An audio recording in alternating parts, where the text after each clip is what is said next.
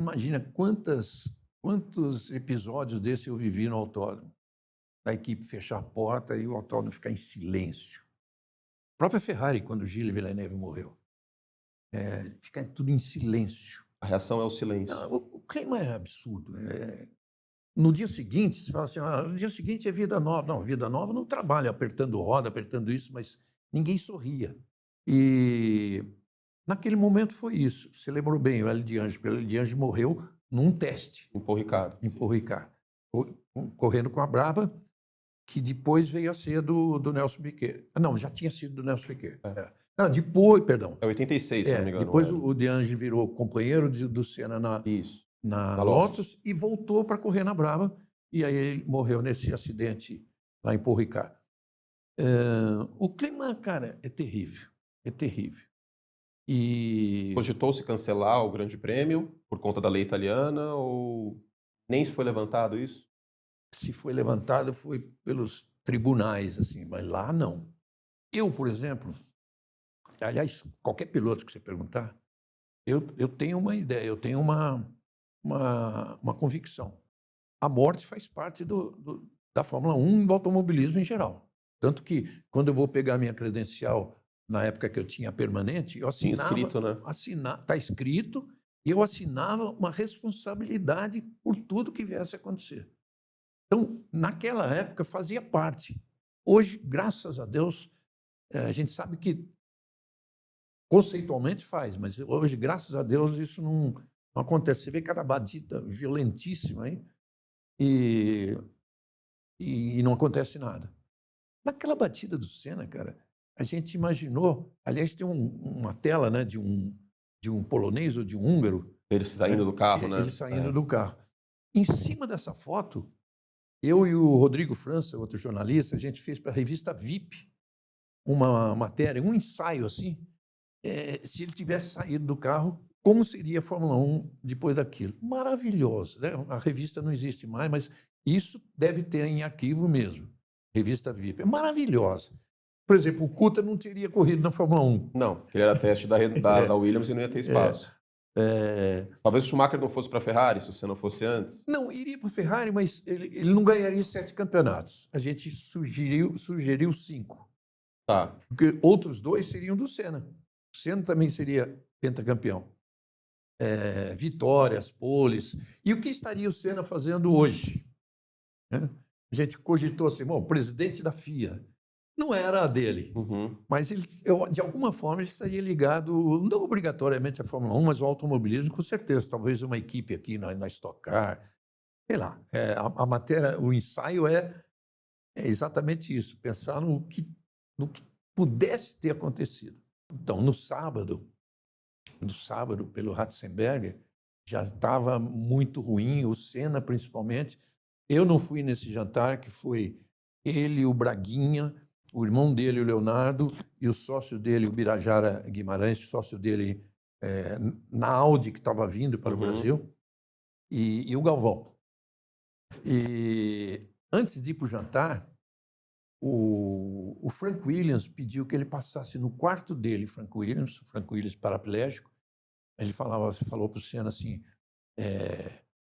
passa lá que eu quero conversar com você. Passaram, conversaram, ninguém sabe o quê. Aí veio o jantar, aí o Frank combinou com ele, terminado o jantar, seja a hora que for, você passa no meu quarto.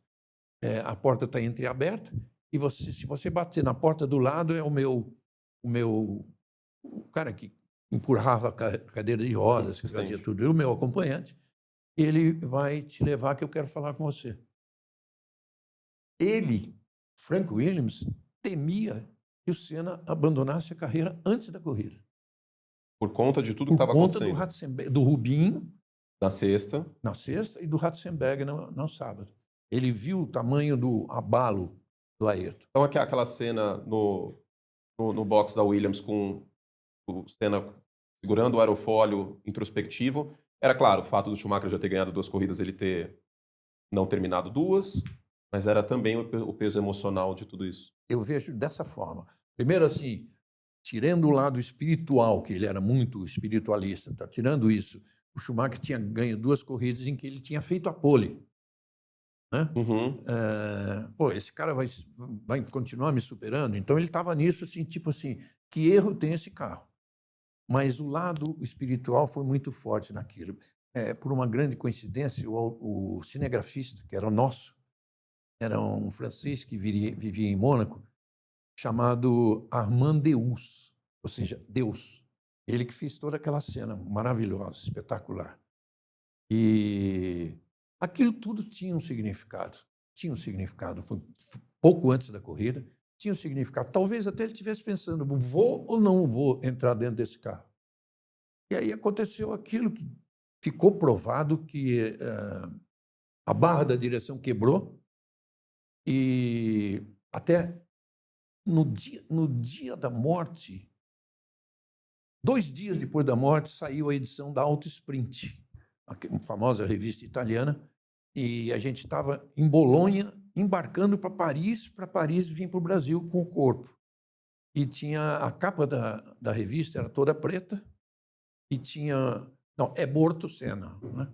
E aí tinha uma foto menor com o volante, com a barra quebrada, e dizia o seguinte, foi antes ou foi depois?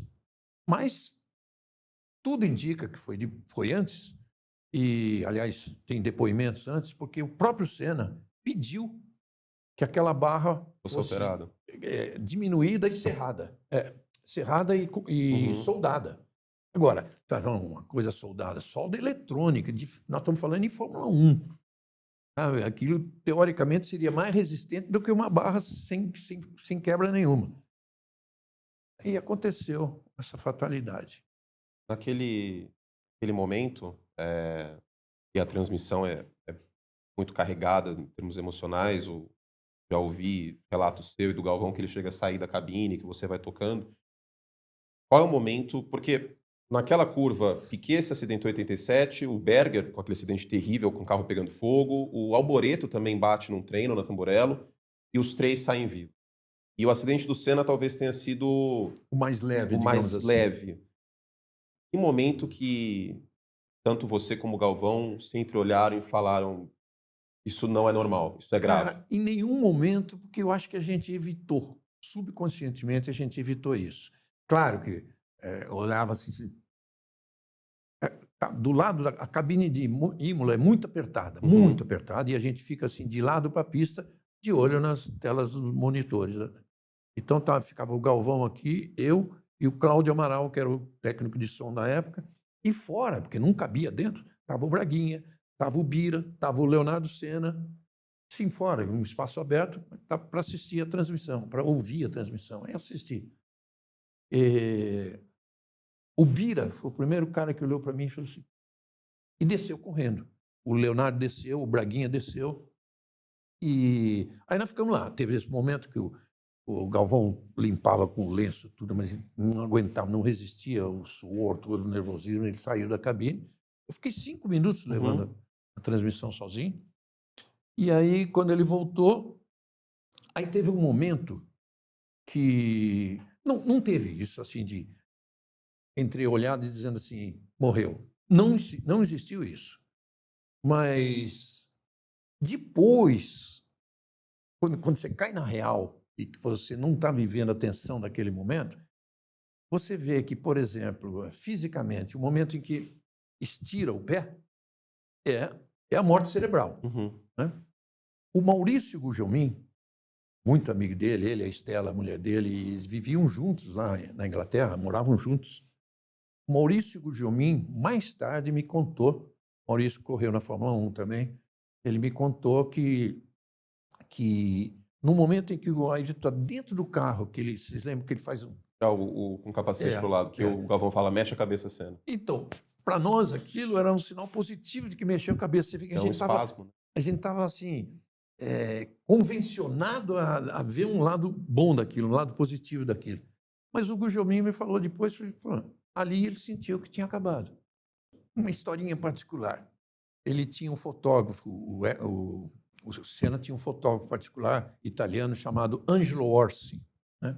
Apelido Tucano, e fotógrafo da Autosprint, um baita fotógrafo, está lá até hoje. E ele Na época, quando aconteceu o acidente, Imola tem um lugar, pouco depois da Tamburello, que é onde todos os fotógrafos ficam, porque ele pega a largada de frente. Ele estava lá. Quando aconteceu o acidente, ele desceu correndo, todos usam uma lambretinha para percorrer o circuito por fora, assim, um trechinho de terra. Ele veio correndo, largou a lambreta ali e subiu no alambrado. E fotógrafo profissional, né, com 3 câmeras e tal, ele enfiava na grade assim, uma lente, a outra e uma aqui em cima e disparando, né? E ele falava consigo mesmo. Ele me contou isso no domingo seguinte, na corrida de Mônaco. Domingo seguinte, ou 2 domingos, na corrida de Mônaco. O Ângelo me falou isso, está no livro. Ele falou assim, que o tempo todo ele dizia assim para ele mesmo, como se estivesse dizendo para o Ayrton, no apelido do Ayrton entre os mais chegados, que era Becão. Ele falava, levanta, Becão, levanta daí, Becão, levanta daí. Ele ficou falando, levanta daí, levanta daí.